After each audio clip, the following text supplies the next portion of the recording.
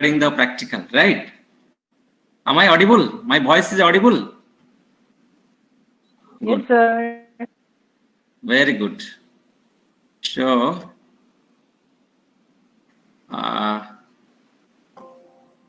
wishing all of you are fine. I am going directly to the syllabus proper. So, I think this is regards to your third unit practical, right? So, detection of different pathological constituents of urine, right? Then assess of ALT and AST in serum, okay? Then something like that acute phase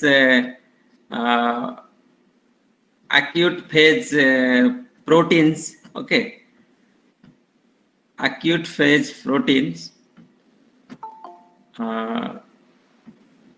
Then estimation of total serum cholesterol, blood urea nitrogen, creatinine, serum bilirubin, like that. Okay. When is your annual composite theory exam? Did you get a notification or not? No, sir. Okay. So now the practical will be there. After that, they may decide. Anyway, I'm telling you, if you are having any doubt on any theory aspect before your annual composite exam, please feel free to ask me. Okay? It may be general veterinary biochemistry, maybe intermediate metabolism, or maybe the third unit clinical biochemistry. Whatever you are having doubt, any doubt on this total theory, you feel free to ask me at any time. Okay? Are you getting me? Yes, sir. Okay, then directly today we'll discuss regarding your topic, one of the topic, detection of pathological constituents of urine. How different pathological constituents, तुम कर पाओगे ना? Okay, how different pathological if any problem you can ask me. Different pathological constituents in urine will be evaluated. Okay, so the test is the sugar. Sugar is also, it's not a physiological constituent of urine. It is not a normal constituent. In normal or healthy people, you don't find sugar in urine. Okay, so if sugar is coming in urine, means it is a pathological condition. That individual is suffering from certain abnormal conditions or certain diseases. Okay, so how this will be detected? Then you just press it, hold and press it, automatically it will accept. Second, yes, then just you put the start button. Now everything is fixed, I think. No, sir, 8,000 now. Now 8,000. Okay, you adjust. Slowly you can adjust. Okay. Time same? Yes, sir, time same. Okay, sorry. So first test is the Benedict test, which is, I think you have detected or you have done this test. All of you have done this test, Benedict test? No, sir. Have you done this? Yes, pardon? Benedict test. Have you done this in our, when it was open, when you were here? No, sir. Yes? No, you have not done? Yes. Okay. Anyway, because of this inconvenience, you might have not done. But here we'll discuss only the theoretical aspect that is possible only. So, the test, Benedict test detects the sugar in urine. Okay, it helps in detecting the sugar in urine. Okay, so the reagents required for this are sodium citrate, sodium carbonate, okay, which are dissolved in about something 800 ml of water. This much amount, this much amount.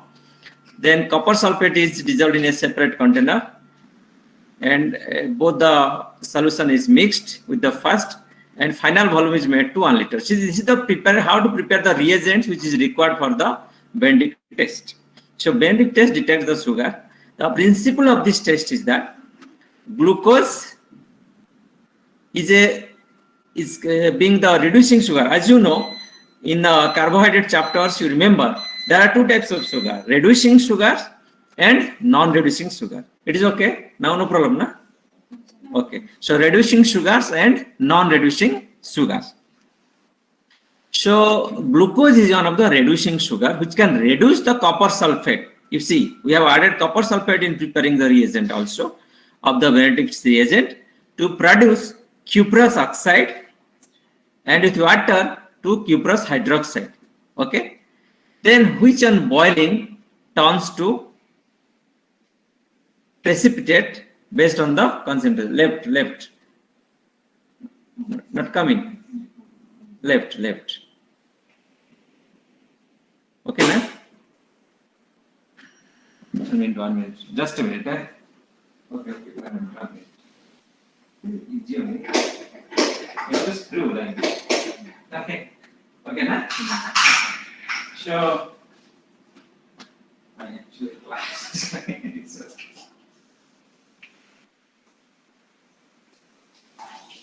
Don't you do no. It's okay.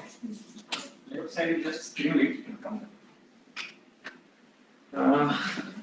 Sorry, actually your senior is doing some experiment, that's why I told them. Okay. So the principle you got that glucose is one of the reducing sugar. So it reduces the copper sulfate. Okay, it reduces the copper sulfate of the Benedict's reagent to produce cuprous oxide and with water to produces cuprous hydroxide, and which after boiling turns the color into colored precipitate, which after boiling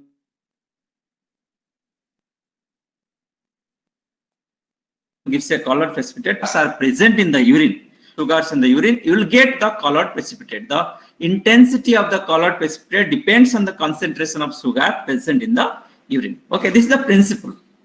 Okay, so procedure is that you have to take 5 Benedict's reagent, add some drops of urine, mix well and boil for 2 minutes.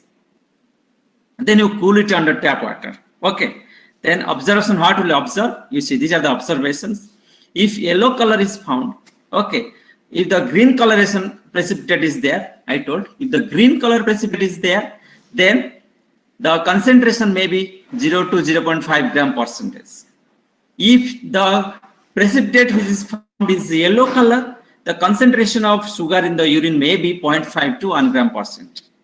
And if the color precipitate is orange color, the concentration is this. And if it produces orange red precipitate, the concentration is. That's why I told the intensity of the colored precipitate formed after the boiling depends on the concentration of the sugar present in the urine. Okay, if the green color is less concentration, slowly it becomes yellow, orange, then orange red, and finally brick red precipitate means the concentration of sugar in the urine is more than 2 gram percentage. If the concentration is more than 2 gram percentage in the urine, then it will find a brick red precipitate. Are you getting me? Regarding the Benedict test? Regarding the Benedict test to find out the sugar in the urine, whether it is present or not, could you get something regarding this test? The principle, the procedure, and the reagent required. Okay. Now, coming to the interpretation,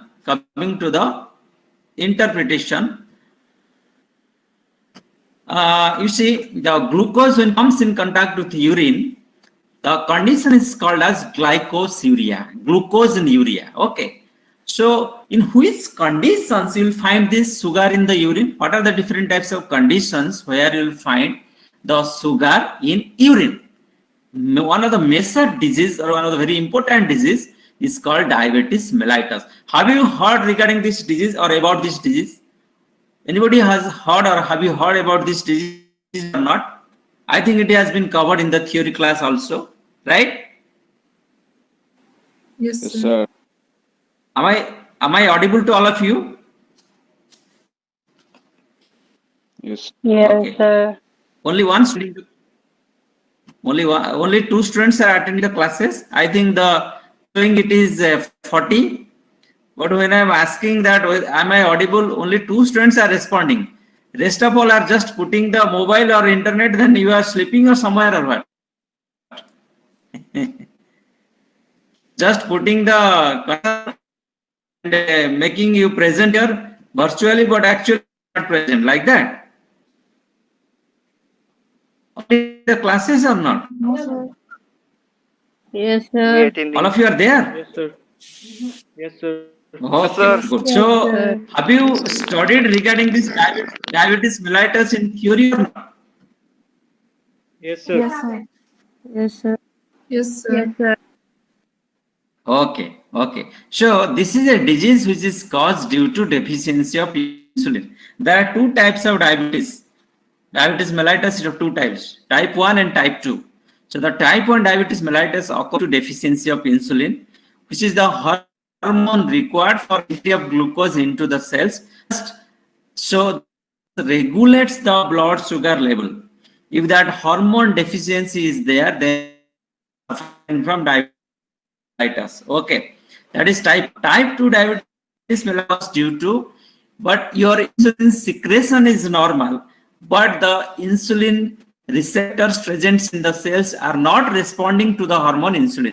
If that is the case, then that leads to type 2 diabetes. Are you getting type 1 and type 2 diabetes? Okay, type 1 diabetes mellitus occurs due to deficiency of insulin in your body or in your blood, whatever may be. But type 2 diabetes occurs due to resistance of the insulin receptors on the cell surface to the hormone insulin. So whatever may be the type, but the diabetes mellitus is the disease where you will find sugar in urine. Where you will find sugar in urine. Sugar will appear in the urine. That is one of the characteristic features of this disease. Yes. Another condition, hyperpituitarism. Okay, when the pituitary gland secretion is more. Hyperthyroidism.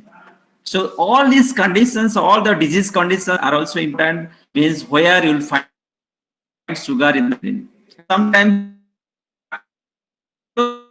in the and galactosuria is also observed in congenital galactosemia.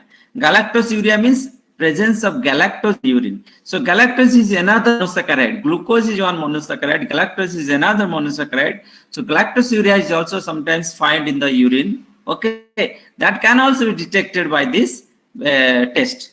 Presence of sugar in the urine. Sometimes fructose may be present in the urine. Okay, so when the individual take diets rich in these contents, can you tell me where they name any sources, food sources where you will find fructose? Yes, anybody please? Where are they found? Any food sources or food items where fructose you will find? You will find fructose. Yes, fruits contains, it is a fruit sugar. So accordingly, the name is fructose. So you just apply certain common sense. Always don't remember anything by heart. Okay, don't remember anything by heart. By heart, you cannot remember anything. Sometimes something understanding is required. Sometimes some other tricks are required. Just like I told one trick, fructose, fruit sugar, similar. If you remember, I had told, I don't know, to your batch or some other batch, your senior. So how to remember the different structure of carbohydrates, monosaccharides, oligosaccharides, okay, and sorry, monosaccharides, disaccharides, means this among the monosaccharides, the glucose, fructose structure. Sometimes the examiners used to ask the structure of glucose and fructose because they are very common hexoses. This glucose and fructose. Glucose is the aldohexose, fructose is the ketohexose. So these two sugars, these two monosaccharides are very common. So ask the structure also. They may not ask the other structure, which is not required at the UG level also to remember what I can say you. At the UG level, remembering all the structures of all the monosaccharide is not required at all. If you do PG or higher study PhD, it may be required. But at a UG level, at least some simple carbohydrate structures is necessary to remember to be remembered, right, by you. Anyway, so this is the test concerning the sugar in the urine, okay, and these are the different procedure how to conduct this test, and no problem. Anybody, if you are also this first year, after everything gets normal, you can sometimes come and do this practical, whether actually it is happening or not. Don't worry about that. So at least now you should have thorough understanding regarding the principle of this test, regarding the procedure of this test, what are the operations, and most important is the interpretation part. why will escalate the sugar in the urine? What are the use of it? Okay, so you should remember as far as this your process. So this is the usefulness of the biochemistry. How that interpretation is utmost important. Okay, what are the diseases that what are the indications for determining doing this test? Okay, so these are the indications: diabetes mellitus, hypertension. Okay, then certain congestion. These are certain conditions. Coming to the next pathological constituent. Okay, so for detecting next pathological constituent, that is the Hell's ring test. Okay, so the next constituent here is this test can determine the constituent is the protein. Okay, so this Heller's ring test and coagulation test, both these tests can determine the pathological constituent in the urine, that is the proteins. Okay, so the Benedict test can determine the pathological constituent in the urine, that is the sugar. Okay, so Heller's ring test, what is the principle? Now the principle of this test you should know: albumin, okay, which is the major plasma protein, right or not?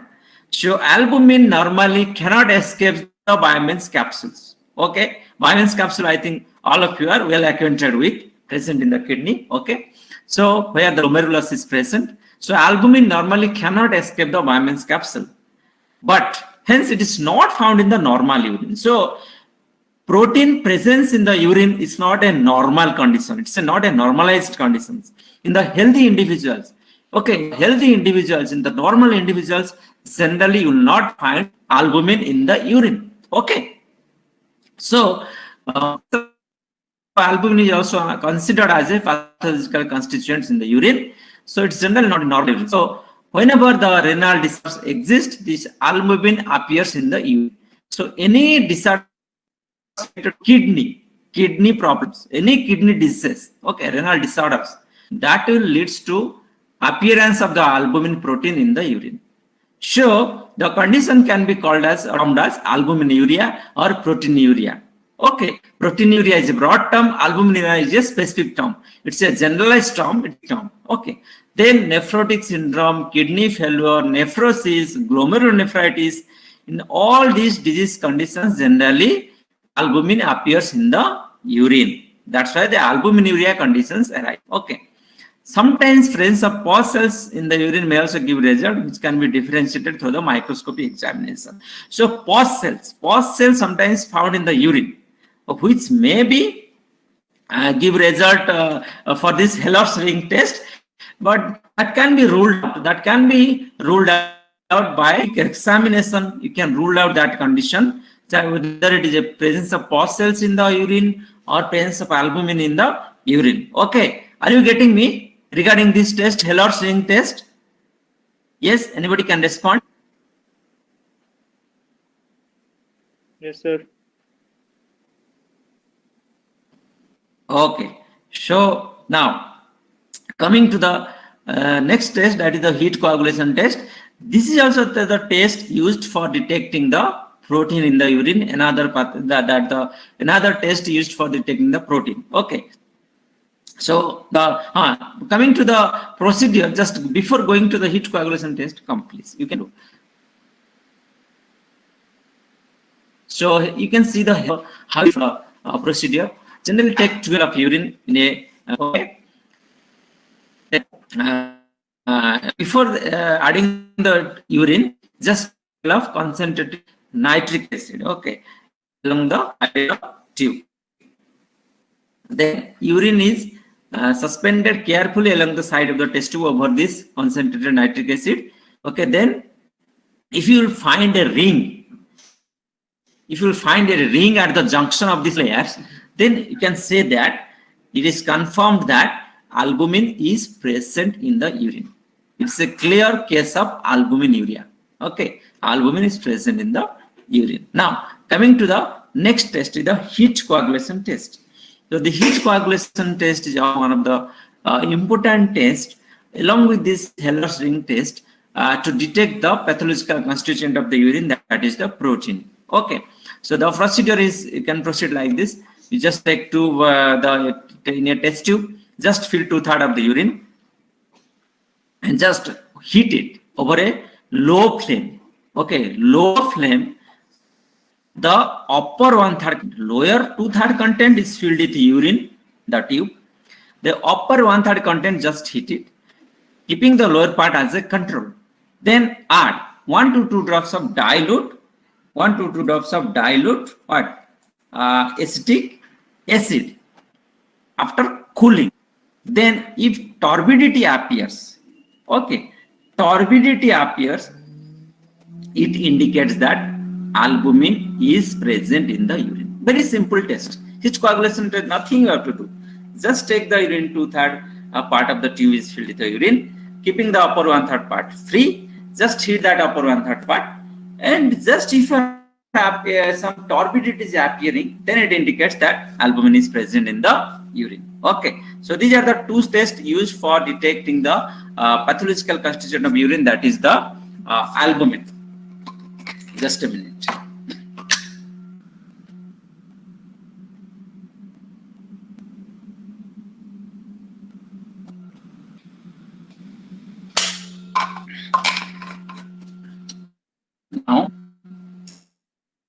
Now coming to the principle here. Let's look at here the principle. On exposure to high temperature, it undergoes denaturation and coagulation. That's why the turbidity appears once you hit the urine low flame. The turbidity is because of this denaturation and coagulation of the. So you remember, it is very important property of the protein that's denaturated, coagulated under exposure to high temperature.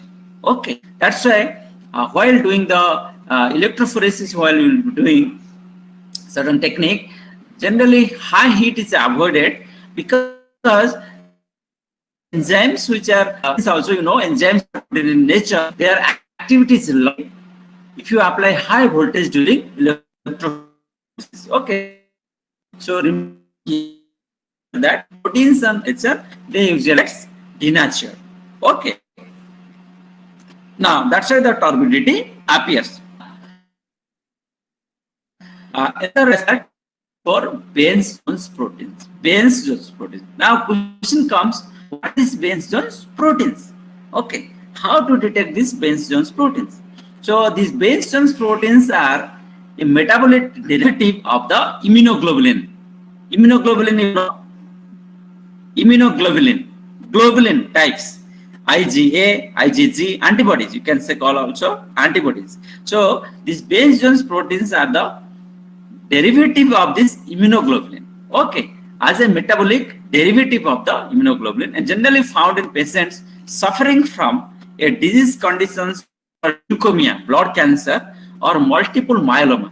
So the individuals suffering from multiple myeloma or leukemia, they generally excrete this Baines-Jones protein, which is a metabolite derivative of the immunoglobulins. Okay, so this protein has a characteristic property that it can form precipitate. It can precipitation at low temperature and dissolves at high temperature.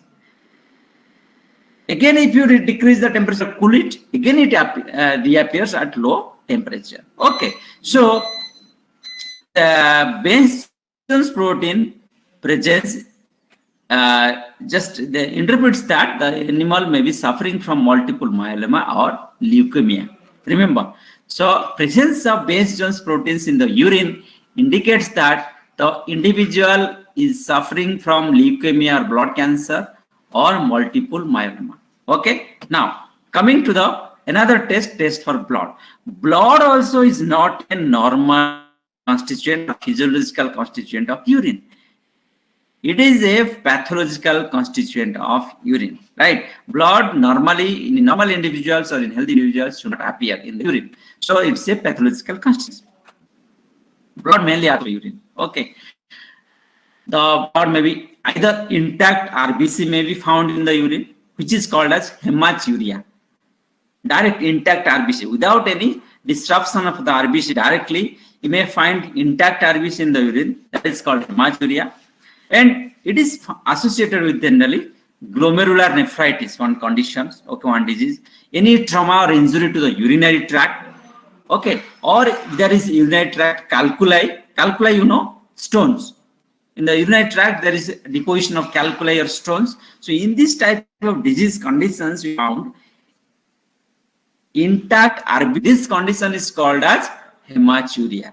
Okay. So what are the different conditions? One is I told nephritis.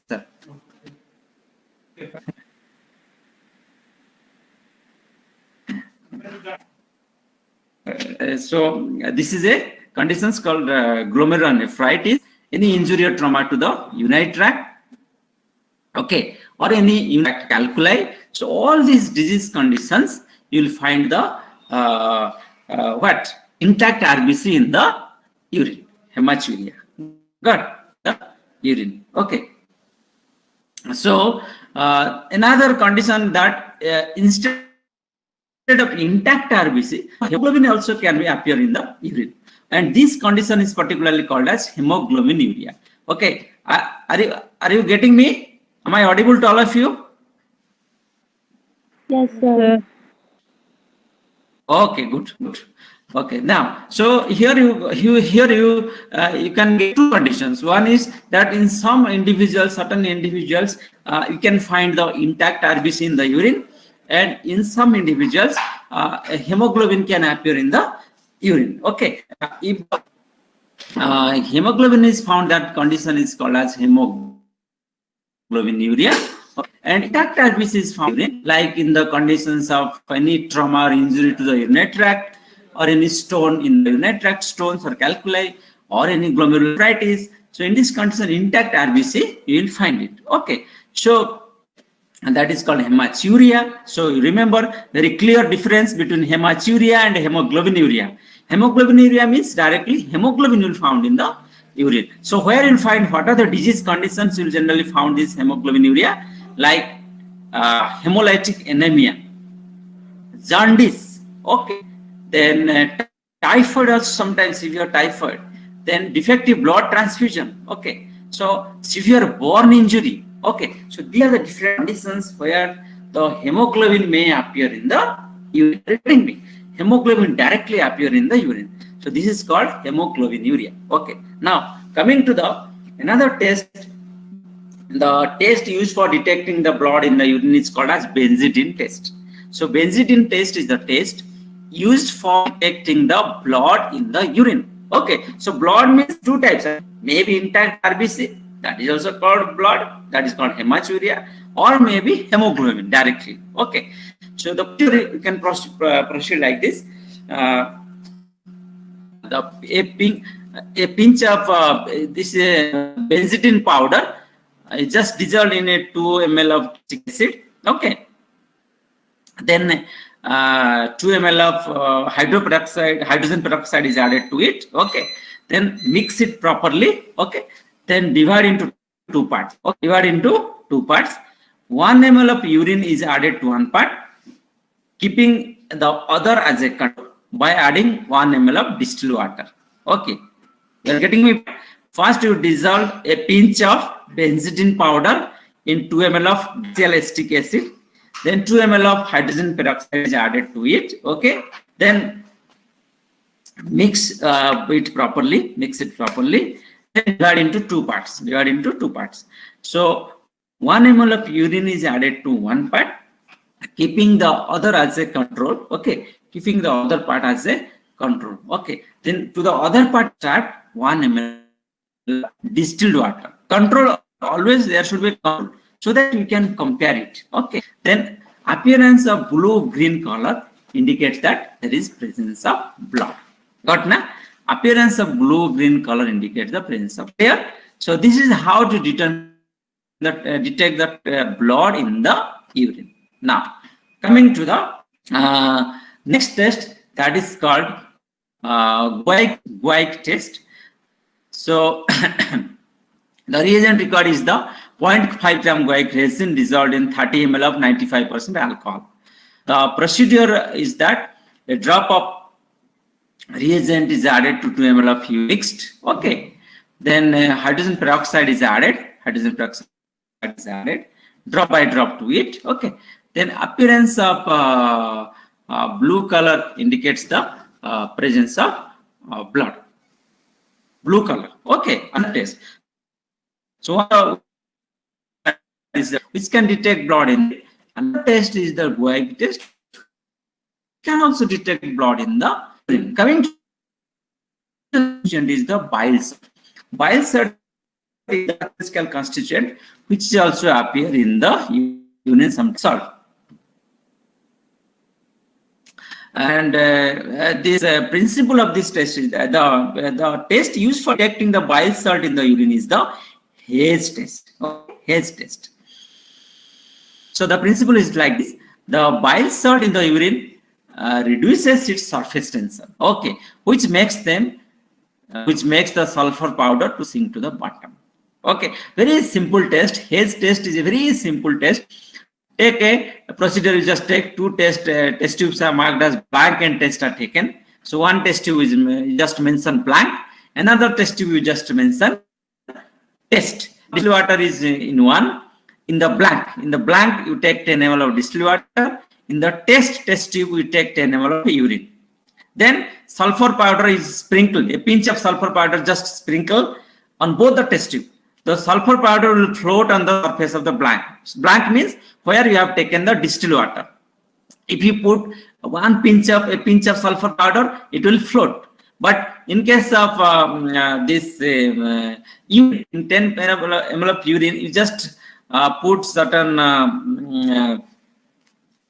sulfur powder on the surface. If it sinks, then that is presence of bile salt. Okay, that is presence of bile salt. Getting or not? So if the sulfur powder sinks to the bottom of the test tube, sinks down to the bottom of the test tube, then that indicates that is presence of bile salt. But if just floats on the surface, then there is no presence of presence of bile salt. Okay, so here the principle is that just bile salt reduces the surface tension of the urine. That's why if you put sulfur powder, it will sink to the bottom. Okay, Hayes test. Now, coming to the next test or next pathological, for determining the next pathological constituent, another pathological constituent in the urine is the bile pigments. So for determining the bile pigments, so we can use the Fauchett's test. What are the reagents? The reagents are 10 ml of 10% ferric chloride added to 100 ml of 25% trichloroacetic acid. Okay.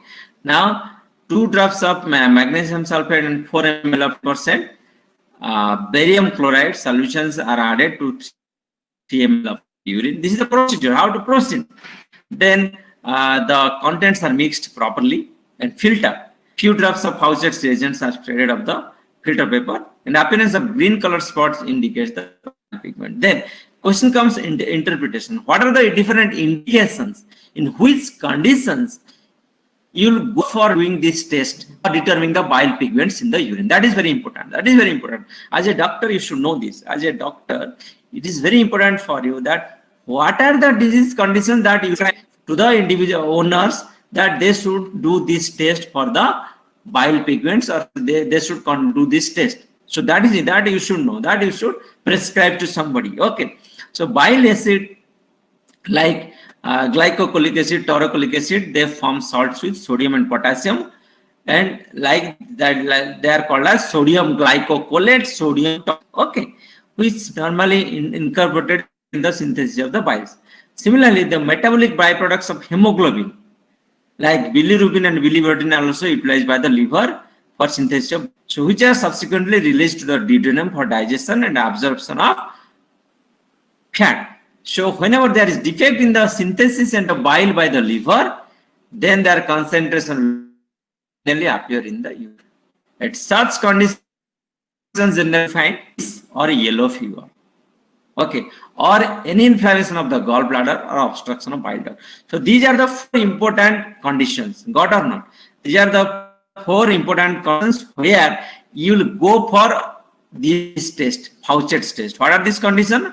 Number 1, jaundice or yellow fever, and any inflammation of the gallbladder or any obstruction of bile duct. So if you are suspecting these type of conditions okay, this type of abnormalities in that particular individuals, then you suggest for doing the Fauchett's test for determining the bile pigments in urine. Are you getting me or not? If you are suspecting this type of conditions, then you must suggest to the owner or to the individual for this Fauchett's test. Now, coming to the Mellin's test, another test for what? Indicating the bile pigment. What is the procedure? 2 ml of urine is suspended over 2 ml of concentrated nitric acid along the sides of the tube to form two separate layers. So various colors at the junction indicates the bile pigment. So just like when you are doing the heat coagulation test, you are just putting 2 ml of urine over 2 ml of concentrated nitric acid, and you are just hitting. If you are any turbidity was appearing, ring was appearing at the junction of this two layer, that Heller's ring test. If that ring was appearing at the junction of the two layers, you are telling that it is presence of albumin or protein in the urine. Similar kind of test it is the Mellin test. If there is presence of various colors at the junction, which indicates that there is presence of bile pigments in the urine. Okay, presence of bile pigments in the urine. Okay, so this is the Mellin's test. Mellin test, which is used to detect the bile pigments in the urine. Now, coming to the test for ketone bodies. Okay, test for ketone bodies. Are you getting me? Could you understand regarding the importance of the Fauchett's test and Mellin test for detecting the bile pigments in the urine? Yes. Bile pigments, for detecting the bile pigments in the urine. So what you will do? The Fauchett's test, or another test is which one? Mellin's Mellin. test. Very good.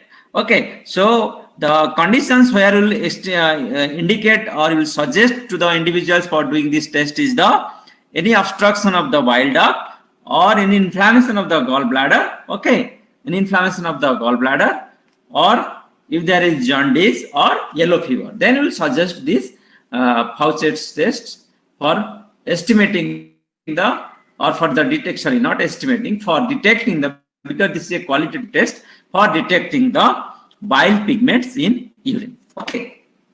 Now, coming to another important pathological constituent which is generally found in the urine are the ketone bodies. Okay. Another pathological constituent of urine, ketone bodies are found, which are found in the urine are the ketone bodies. Okay. Ketone bodies.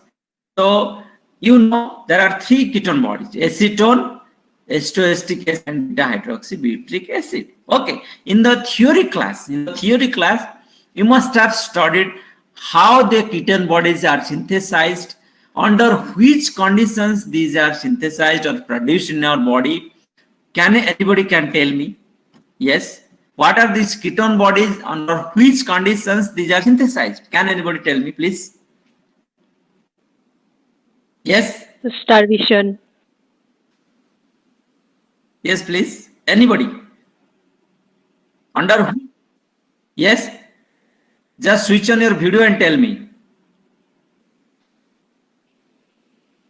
Yes, Lamu. Unsang Lamu. Sir, starvation. Starvation. These are the conditions that are produced. So, what is the mechanism? Why the under starvation these are produced? Yes. Switch on your video.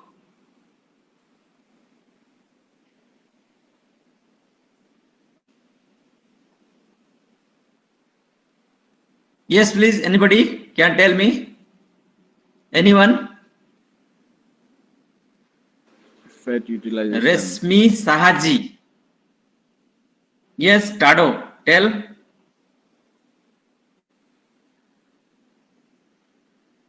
Anybody can tell me?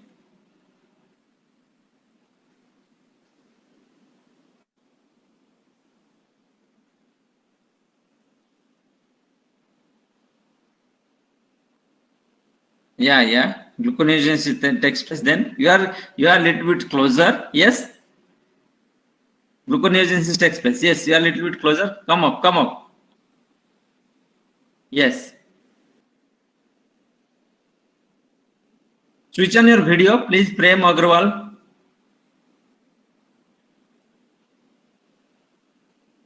Yes, tell me. Yes, tell.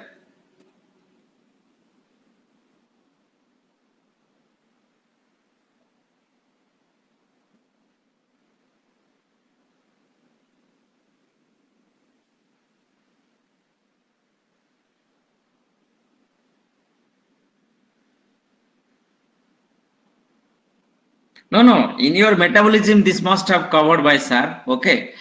The condition is that starvation. That is correct. But what happens exactly under starvation?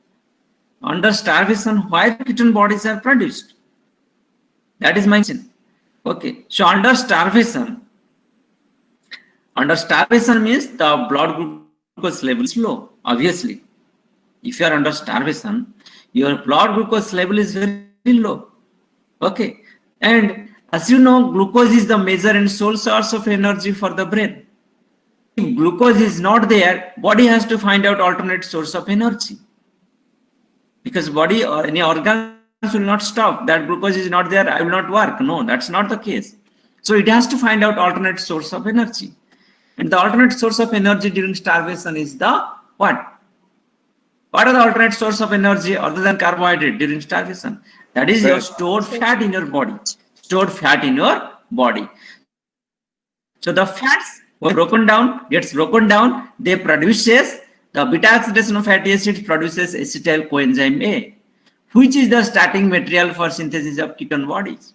Okay, but the acetyl coenzyme A combines with the oxaloacetate, okay, oxaloacetate to produce citrate that can enter through TCA cycle or citric acid cycle. But during starvation, since glucose is not there, another important metabolic process that occurs is the gluconeogenesis. That is the formation of carbohydrates from other non-carbohydrate compounds, lactate, etc. So the oxaloacetate is required for the entry into the citric cycle by combining with acetyl coenzyme A that is diverted towards gluconeogenesis for producing glucose. So there is no oxaloacetate available. That's why the acetyl coenzyme A, which is produced from the beta oxidation of fatty acid during starvation, it instead of diverting towards TCA cycle or citric acid cycle, it gets converted to ketone bodies. Now it is clear to all of you, because ketosis is one of the important diseases of animals. Okay, ketosis is one of the very important diseases of the cattle in general. Okay, so that's why understand the mechanism of this ketosis. All of you could get it, how the ketone bodies are produced, under which conditions, why these are produced. Okay, so to detect the bodies like acetone, acetoacetic acid, beta hydroxybutyric acid, the test is there, that is called Rothera test. Okay, Rothera test. Okay, Rothera test. So the disease where it is indicated, Rothera test is indicated is the ketosis. So ketosis can occur also in others conditions like diabetes mellitus, okay, or pregnancy toxemia. Okay, pregnancy toxemia, or in case of prolonged fasting. These are the conditions. Diabetes mellitus also ketosis occur. Ketosis also in general conditions generally occur under starvation, okay, or prolonged fasting, and pregnancy toxemia also will find this ketosis. Then you will suggest for doing the Rothera test for the detecting the ketone body in the urine. So what is the procedure? The first you take 1 gram of solid ammonium sulfate powder added to 4 of urine, then saturate the urine properly with this powder. Then 1 to 2 drops of nitric oxide solution is added and mixed. Then 1 to 2 ml of ammonia solution is added along the side of the test tube carefully. Okay. Then depending on the color produced, you can say it is a positive or negative. Okay. Then in case of the test for detecting the acetoacetic acid, another ketone body is that is called the Gerard test. So to this 5 ml of urine, 2 drops of ferric chloride is added, which is mixed properly. Then if white precipitate is observed, then 10 drops of more ferric chloride is added and appearance of red color is produced. If the white precipitate is observed, that is presence of acetoacetic is in the urine, and this Rothera test for the ketone body for the acetone, for the Gerard test for acetoacetic acid are indicated for the ketosis disease or diabetes mellitus or pregnancy. Yeah. Okay, pregnancy toxemia. So these are the certain pathological constituent of urine, and to detect how different tests are used that I have to discuss today. So actually I'm having your PG practical in the afternoon. So if you want, you can ask me certain questions. Okay, if you want, you can ask me certain questions. That was today I want to discuss with you. Okay. Yes, anybody want to